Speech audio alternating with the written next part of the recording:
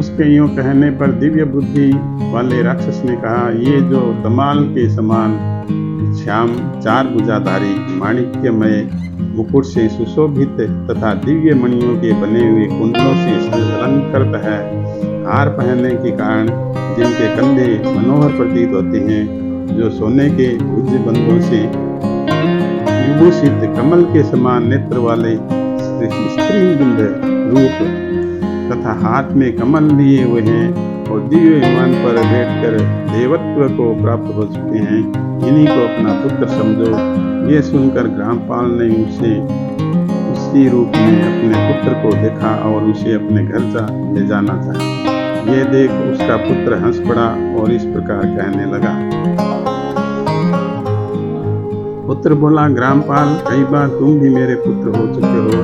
पहले मैं तुम्हारा पुत्र था, किंतु अब देवता हो गया हूँ। इन ब्राह्मण देवता के प्रसाद से वैकुंठ धाम को जाऊंगा। देखो, ये निशाचर भी चतुर्भुज रूप को प्राप्त हो गया। 11वें अध्याय के महात्म्य से ये सब लोगों के साथ श्री विष्णु धाम को जा रहा है। अतः तुम भी इन ब्राह्मण देव से गीता के 11वें अध्याय का अध्ययन करो और निरंतर उसका जप करो। इसमें संदेह नहीं कि तुम्हारी भी ऐसी ही उत्तम गति होगी। मनुष्य के लिए साधु पुरुषों का संग सर्वथा दुर्लभ है, वह भी इस समय तुम्हें प्राप्त है। अतः अपना अभिष्ट सिद्ध करो। धन, भोग, दान, यज्ञ, तपस्या और पूर्व कर्मों से क्या लेना है। विश्व रूपाध्याय के पाठ से ही परम कल्याण की प्राप्ति हो जाती है। पूर्णानंद संदोह स्वरूप श्री कृष्ण नामक ब्रह्म के मुख से कुरुक्षेत्र में अपने मित्र अर्जुन के प्रति जो अमृतमय उपदेश निकला था, वही श्री विष्णु का परम तात्विक रूप है। तुम उसी का चिंतन करो, वह मोक्ष के लिए प्रसिद्ध रसायन है।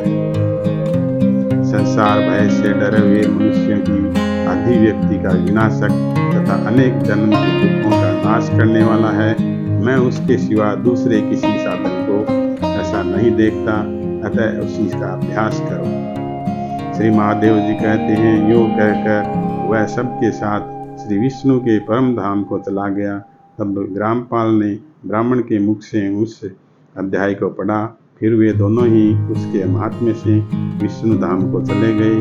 पार्वती, इस प्रकार तुम्हें 11वें अध्याय की महात्म्य कथा सुनाई है। इसके श्रवण मात्र से महान पापों का नाश हो जाता है। जय श्री